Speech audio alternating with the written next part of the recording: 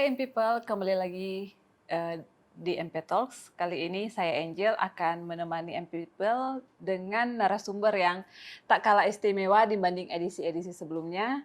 Saya bersama Ketua Komisi Pemilihan Umum Provinsi Sulawesi Utara, Bapak Medi Tinangon di sini.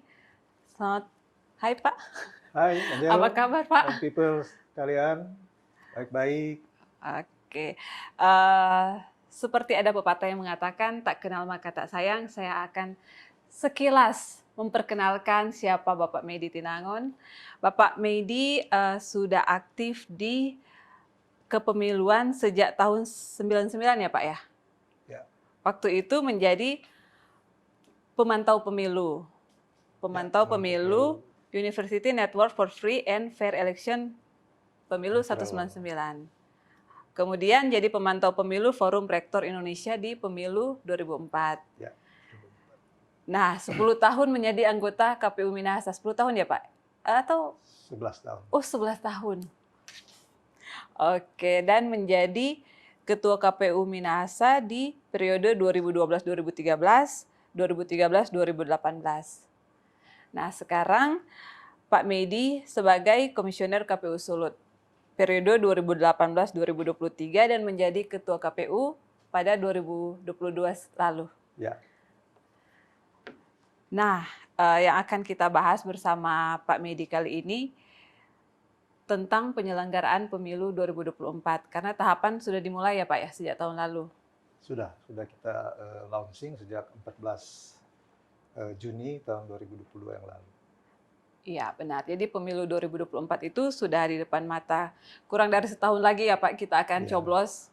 14 Februari 2024. Jangan lupa ya Angel dan people sekalian. Nah Pak Medi, sampai sejauh ini sudah sampai di mana tahapan pemilu yang sedang dikerjakan KPU Provinsi Sulawesi Utara? Ya, untuk tahapan itu ditandai dengan sejak diundangkannya Peraturan KPU Nomor 3 Tahun 2022 tentang tahapan dan jadwal pemilihan umum tahun 2024, kita sudah langsung memulainya dengan, terutama untuk KPU RI, sudah memulai dengan menyusun program dan anggaran, kemudian membuat regulasi-regulasi yang ada yang diperlukan untuk tahapan, dalam hal ini peraturan KPU maupun keputusan-keputusan KPU terkait dengan petunjuk teknis pelaksanaan dari setiap tahapan yang ada. Setelah itu kita sudah mulai atau telah melaksanakan tahapan pendaftaran, verifikasi, dan penetapan partai politik.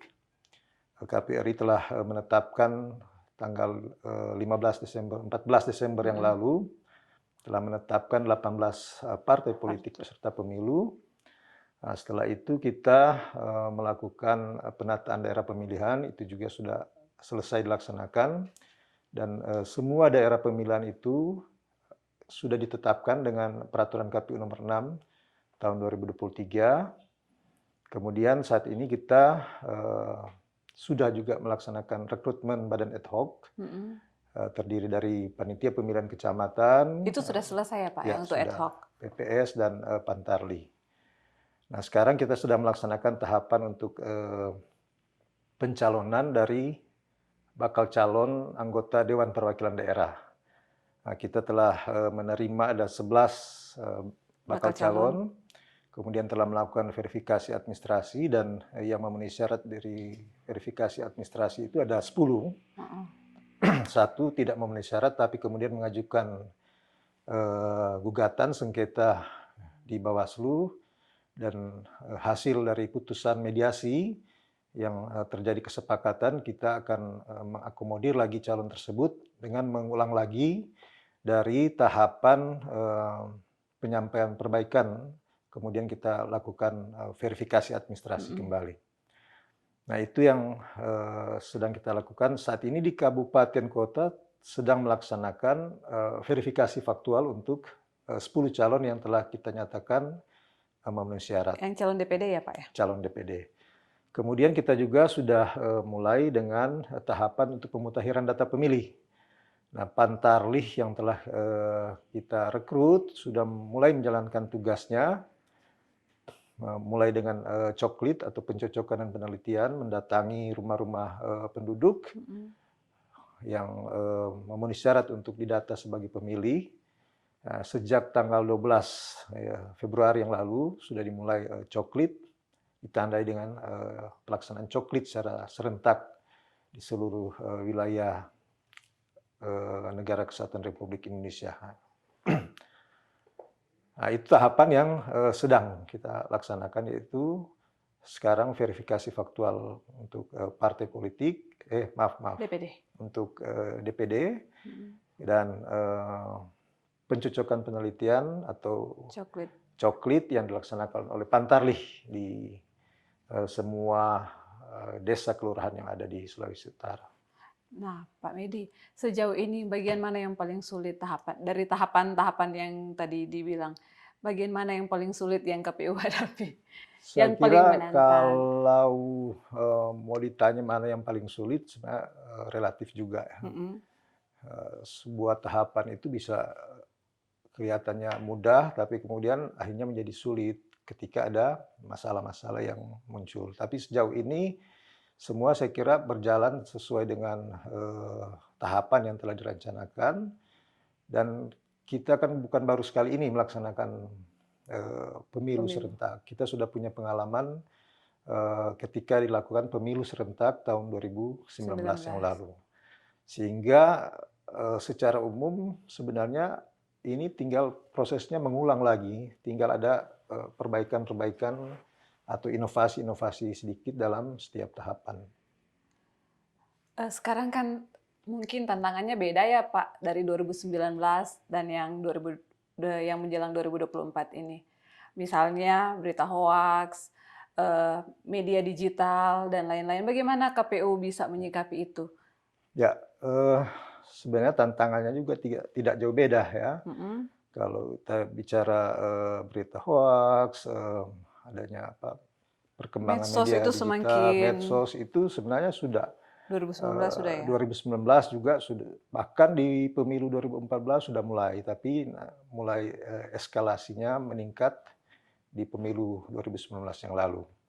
Nah, tentu saja kita telah mengantisipasinya, kita punya mekanisme yang namanya risk assessment, penilaian risiko terhadap setiap tahapan, nah, termasuk juga berita hoaks. Itu biasanya muncul ketika tahapan kampanye. Dan kita telah mengantisipasinya dengan tentu saja melakukan kerjasama dengan pihak-pihak yang terkait untuk mencegah, termasuk dengan Bawaslu, dengan pihak kepolisian. Nanti juga kita akan giatkan kerjasama koordinasi dengan partai politik peserta pemilu agar supaya mereka bisa mengendalikan juga penggunaan media sosial untuk kampanye.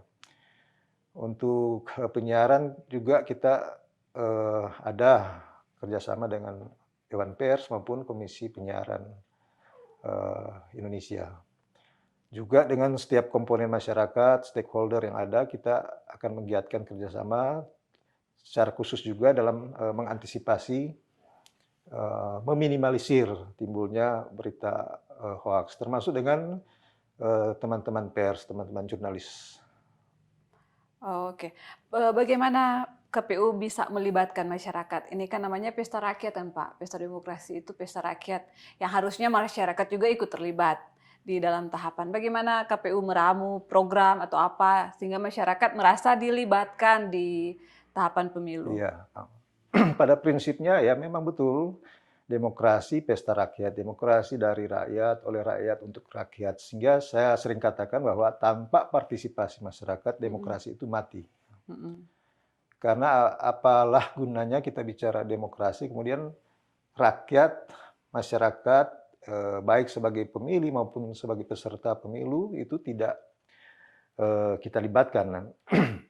Nah, karena itu kita di setiap tahapan berusaha agar supaya ada partisipasi masyarakat.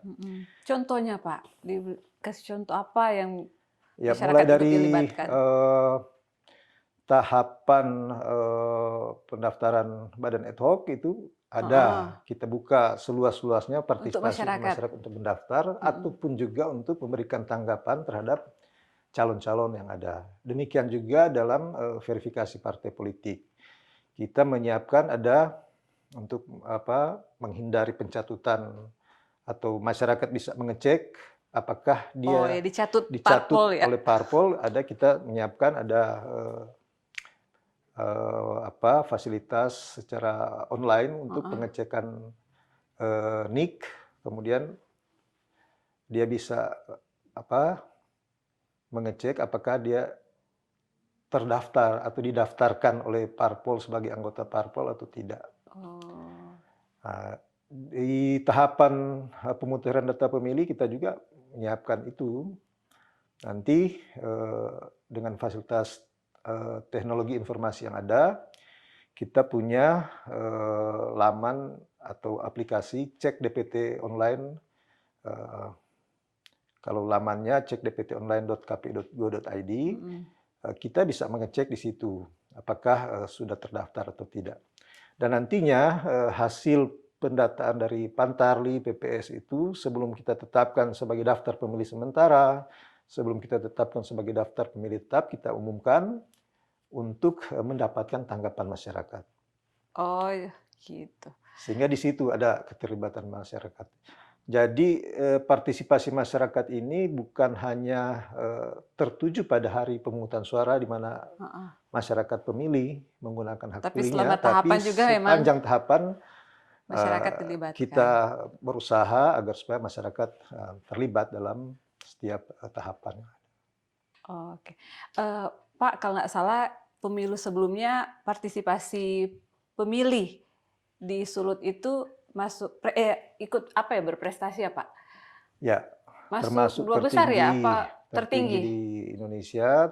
Terakhir justru di Pilkada 2010, pilkada yang kita ketahui Di tengah dilaksanakan di Covid. masa pandemi Heeh. COVID-19 dan ada kekhawatiran partisipasi menurun, tapi kita partisipasinya tertinggi baik untuk provinsi maupun untuk kabupaten kota. Nah, Kota bagaimana Tomon KPU mendapatkan penghargaan. berinovasi mempertahankan prestasi ini, partisipasi pemilih tertinggi? Saya kira bagaimana kita menggandeng setiap komponen masyarakat yang ada, melakukan sosialisasi pendidikan pemilih, juga memanfaatkan perkembangan teknologi informasi. Pengalaman kita di pilkada yang lalu, ketika tatap muka Dibatasi. dibatasi, Heeh. jaga jarak dan lain sebagainya, menghindari kontak fisik, kemudian kita memberdayakan teknologi informasi, melakukan pertemuan-pertemuan lewat aplikasi Zoom, memberdayakan media sosial yang ada, Mhm. dan juga bekerja sama dengan media. Nah, kita sampai saat ini ada melibatkan kalau media online ada sekitar sudah 100 lebih. Nah, kita Mmm. berharap dari media-media itu bisa menjangkau setiap lapisan yang masyarakat yang Untuk ada. sosialisasi Kita KPU. juga melakukan strategi melakukan segmentasi pemilih agar supaya pendekatan kita tepat mendarat kepada masing-masing segmen. Jadi ada segmen pemilih perempuan, pemilih lansia, pemilih pemula, Itu pemilih digandeng organisasi nggak, disabilitas. Pak? Ya, kita bekerja sama dengan organisasi-organisasi yang terkait dengan misalnya untuk kelompok pemilih disabilitas, kita kerjasama dengan organisasi-organisasi sebagai yang concern dengan pemilih disabilitas. Perempuan juga begitu, Perempuan organisasi juga begitu, perempuan. ada LSM-LSM perempuan, ormas-ormas perempuan, dan sebagainya. Nah, bagaimana dengan anggaran, Pak? Anggaran untuk pemilu 2024? Anggaran untuk pemilu 2024 kan itu sebenarnya wilayah kewenangannya Komisi Pemilihan Umum Republik Indonesia Mhm. untuk mengusulkan dan kemudian membahas dengan pemerintah dan DPR.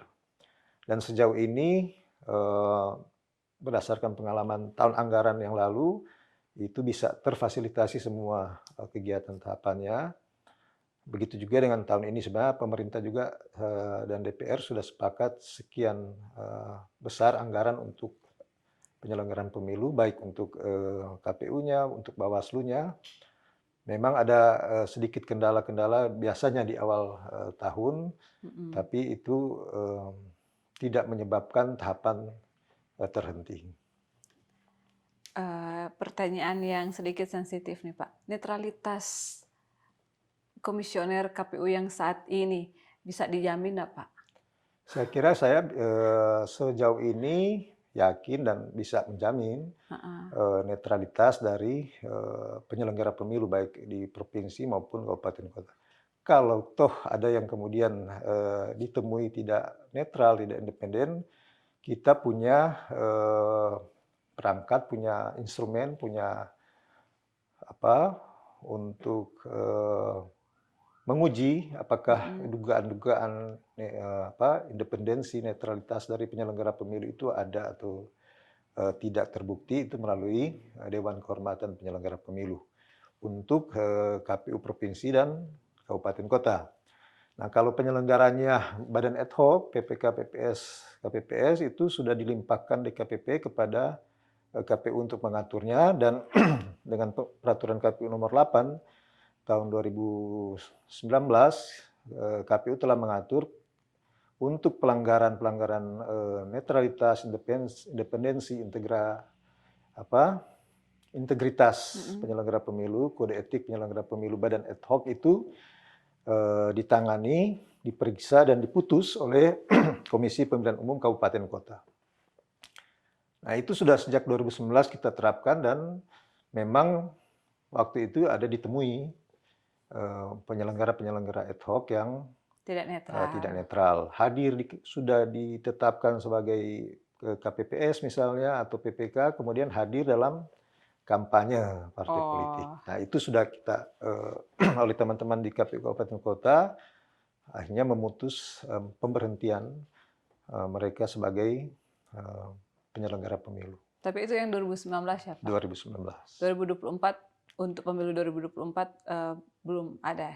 Saya kira berdasarkan pengalaman itu untuk komisioner, sepanjang 2019 tidak ada yang diberhentikan tetap karena faktor independensi atau netralitas yang ditanyakan tadi. Berdasarkan pengalaman itu, dan kita juga terus melakukan peningkatan kapasitas termasuk dari segi etik, maka kita yakin apa yang ada di 2019 juga bisa kita pertahankan, bahkan tingkatkan di pemilu 2024.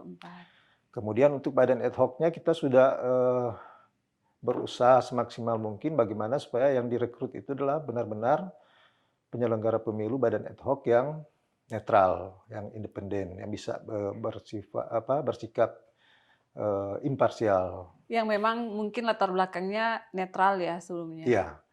Dan itu kita juga melibatkan partisipasi masyarakat, dalam artian kalau proses seleksi dari teman-teman di KPU Kabupaten Kota itu ada yang mendaftar kemudian terindikasi misalnya sebagai anggota atau pengurus partai politik, itu masyarakat bisa melaporkan.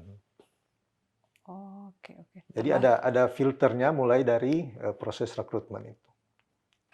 Dan di beberapa tempat memang ada yang ternyata didapati mungkin foto atau pakai baju foto atau memang pernah sebagai pengurus di tingkat desa, itu kecamatan. Karena itu bagian dari syarat. Padahal kalau setelah diklarifikasi kalau memang benar seperti itu, diskualifikasi itu. Apalagi kita memanfaatkan juga pengecekan lewat media sosial, teknik ya? Itu apakah di Sipol, apakah dia masuk sebagai anggota partai politik di Sipol, maka ketika diklarifikasi dan kemudian ternyata benar, ya otomatis dia tidak bisa diloloskan atau tidak bisa diterima sebagai PPK, PPS ataupun juga KPPS. Yang baru-baru itu ada ya yang didiskualifikasi karena itu? Ya ada, laporan dari teman-teman Kapkota ada. Jadi kita sangat terbantu juga dengan teknologi informasi, termasuk juga sangat terbantu dengan partisipasi masyarakat yang memberikan tanggapan masyarakat. Nah, Pak, waktu 2019 lalu banyak ini petugas penyelenggara pemilu yang meninggal dunia, mungkin karena kelelahan. Untuk mengantisipasi di 2024 ini, ada ndak inovasi dari KPU RI atau KPU provinsi menghindari hal-hal seperti itu terjadi lagi, Pak? Ya, pengalaman 2019 memang ada banyak yang meninggal dunia, ada banyak yang jatuh sakit, itu paling banyak adalah KPPS. Mhm. Kenapa itu terjadi? Setelah kita analisis, ternyata 2019 kita untuk pertama kalinya melakukan pemilu serentak dengan 5 jenis pemilihan. Heeh. Otomatis beban kerja KPPS itu bertambah. Mulai dari menyiapkan TPS, menyampaikan formulir pemberitahuan atau kita kenal dengan undangan untuk memilih, menjaga TPS di H-1, tidak tidur, kemudian harus menyiapkan mulai jam 5, jam 6 pagi, karena pemungutan suara jam 7. Kemudian penghitungan suaranya ada yang sampai pada keesokan harinya. Betul. Itu mereka tidak tidur. Nah, ini kan sangat rentan, dan ternyata setelah dianalisa, yang meninggal dunia atau jatuh sakit itu punya penyakit bawaan, komorbid, ya, yang bisa dipicu ketika kondisi fisiknya terjadi kelelahan. Kedua juga yang meninggal dunia itu karena faktor usia. Rata-rata yang meninggal dunia itu di atas 50 tahun. Karena itu dalam perekrutan badan ad hoc ini, kita memperketat syarat kesehatannya, tidak ada penyakit komorbid, terutama untuk nanti KPPS kita akan memprioritaskan yang usianya maksimal 50 tahun. Oh, jadi dihindari dari situ ya, dari rekrutan ad hoc. Iya. Dan kita juga dalam perekrutan badan ad hoc ini mendorong partisipasi generasi muda, ya. Karena kan syarat minimal usia itu 17 tahun. 17 sampai 17 50. tahun itu, dan untuk batas atasnya sebenarnya undang-undang tidak mengatur. Tapi kita bisa mengambil kebijakan berdasarkan pengalaman itu adalah memprioritaskan yang usianya di bawah 50 tahun dan tidak punya penyakit bawaan atau komorbid. Nanti juga dari segi tata kelola pemilu, manajemen pemilu, nanti kita akan berupaya bagaimana agar supaya beban kerjanya tidak bertumpuk di H-2, H-1. Nah, itu Jadi pekerjaan-pekerjaan yang beban kerjanya tetap sama, tapi mungkin bisa di-manage untuk supaya tidak bertumpuk di hari H. Misalnya pengalaman 2019 itu di salah satu kabupaten kota, sudah sampai H-1 logistiknya belum siap.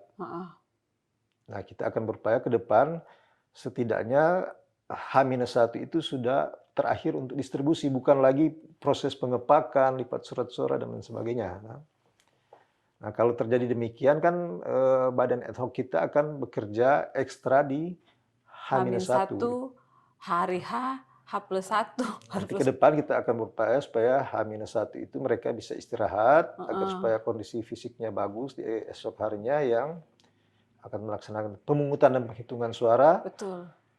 Agar supaya meskipun sampai larut malam, keesokan harinya mereka masih relatif fit karena ada waktu istirahat di malam sebelumnya. Nah, kemudian juga nanti ke depan, tapi kita masih menunggu bagaimana pemanfaatan teknologi informasi untuk mempercepat proses pemungutan penghitungan. Kalau yang lalu kan dengan peserta ada lebih dari 10 partai politik, kemudian DPD-nya juga lebih dari 10, kemudian mengisi formulir yang lama sebenarnya bukan penghitungan. Mengisi formulirnya. Tapi proses administrasi itu. Karena harus diisi manual dan wajib diserahkan kepada semua saksi. Artinya ini lebih berat ya Pak, ini kan 18 parpol. Lebih panjang administrasi. 18 parpol ditambah dengan untung saja DPD ini agak berkurang. 10 ya? 10 atau 11 lah. Kalau mereka lolos. Kalau lolos yang satu. Kan ini masih proses verifikasi faktual. Jadi lebih berat sebenarnya kalau untuk ini karena 18 parpol, Pak. Ya, dan pengaturannya waktu itu masih manual. Oke. Sebenarnya sudah ada pengaturan apakah bisa fotokopi kemudian tanda tangannya yang asli, tapi masih istilahnya setengah hati lah waktu itu. Pada akhirnya itu yang membuat proses lama. Dan itu harus dicatat oleh petugas KPPS, tidak bisa oleh saksi parpol yang membuat salinannya. Jumlah KPPS-nya sama seperti yang 2019. Ya, sama jumlahnya dengan 2019. Apakah nanti kita tunggu pengaturan dalam peraturan KPU yang sementara digodok untuk pemungutan dan penghitungan suara, apakah kita tetap akan menggunakan Sirekap dan bisa kemudian tidak perlu lagi menulis manual, hanya untuk dokumen aslinya yang ditulis manual mulai dari planonya, kemudian planonya itu foto dan masuk ke aplikasi, nanti kemudian dicetak dan itu yang menjadi dokumen salinan. Oke. Dengan begitu kan proses mengisi formulir itu akan lebih singkat, lebih praktis. Kemudian nih Pak, beberapa hari lalu kan Bawaslu menggelar rapat koordinasi soal IKP, Indeks Kerawanan Pemilu. Iya, Sulut itu masuk di 2 terawan se-Indonesia. Ada nggak kiat-kiat dari KPU untuk mengatasi ini? Sebenarnya peringkat 5 besar dalam indeks kerawanan pemilu Sulawesi Utara itu masuk di 5 besar, sekarang nomor 2 itu. Sejak Pilkada 2020 juga sudah ada, pemilu 2019 juga begitu. Dan dari kami KPU sebenarnya sangat terbantu dengan adanya pemetaan indeks kerawanan ini. Artinya lebih waspada ya Pak? Artinya ini kita lebih waspada sehingga kita wajib hukumnya untuk kemudian menyiapkan langkah-langkah mitigasi, langkah-langkah antisipasi seperti apa yang bisa kita lakukan. Kan itu indikator-indikatornya ada macam-macam, termasuk partisipasinya. Di tempat-tempat tertentu mungkin ada kerawanan-kerawanan dari segi partisipasi. Mungkin nanti kita akan koordinasi dengan Bawaslu di titik-titik mana itu. Misalnya ada hambatan-hambatan untuk pemilih menggunakan hak pilihnya atau menggunakan berpartisipasi dalam pemilih. Mungkin ada ditemukan atau hasil analisis Bawaslu bisa saja ada TPS yang tidak aksesibel untuk penyandang disabilitas. Itu kan bagian juga dari indikator partisipasi.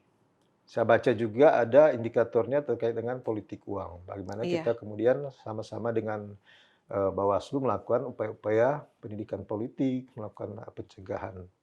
Termasuk juga di kampanye itu berita hoaks, ujaran-ujaran kebencian, fitnah, bahkan cenderung mengarah pada politik sara itu yang kemudian menjadi indikator-indikator sehingga Sulawesi Utara itu masuk tingkat kerawanan tinggi. IKP-nya tinggi. Kalau nggak salah di bawah DKI Jakarta. Di bawah DKI ya. Itu juga karena memang dinamika politik di Sulawesi Utara tinggi. Tapi hemat saya sebenarnya dinamikanya sangat tinggi di masa pilkada. Pilkada 2020 juga kita IKP-nya tinggi.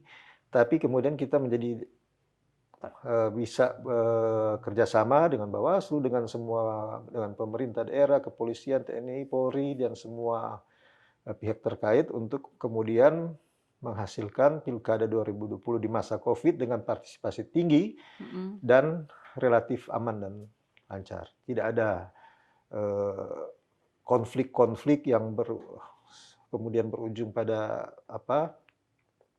situasi yang anarkis, tidak ada. Betul. Nah, Pak, terakhir ini, imbauan mungkin ke masyarakat ikut berpartisipasi di setiap tahapan pemilu yang sedang diselenggarakan KPU, termasuk ikut sosialisasi mungkin ke masyarakat yang lainnya yang belum tahu tanggal 14 Februari. 14 Februari kan Pak 2024. Ya, Ada pemungutan suara untuk presiden dan legislatif. ya.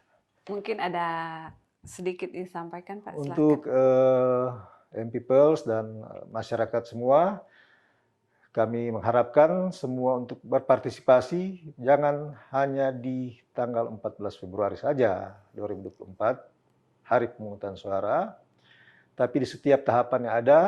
Saat ini kita dalam tahapan pemutahiran data pemilih, nanti Pantarlih akan mengunjungi rumah Bapak Ibu Saudara sekalian, terimalah mereka, kemudian akan melakukan pencocokan penelitian apakah Bapak Ibu sudah terdaftar atau tidak. Kalau belum akan didaftar sepanjang memenuhi persyaratan.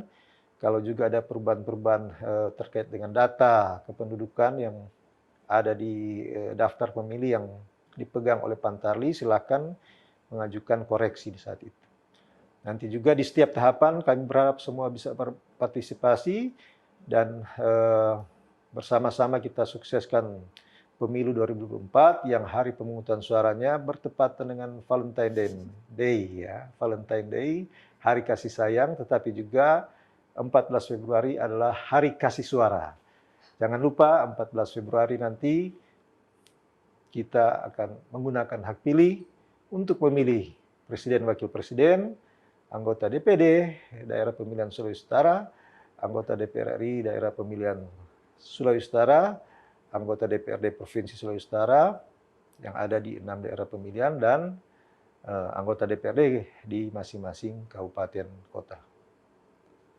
Salam demokrasi. Oke, MPiPel, itu akhir dari MP Talks hari ini. Terima kasih Pak Medi telah Sama-sama, memenuhi Angel. undangan kami. Sukses untuk pemilu 2024. Terima kasih, amin. Kita Amin. berdoa bersama supaya pemilu bisa sukses, aman, dan lancar. Terima kasih Pak. Sama-sama.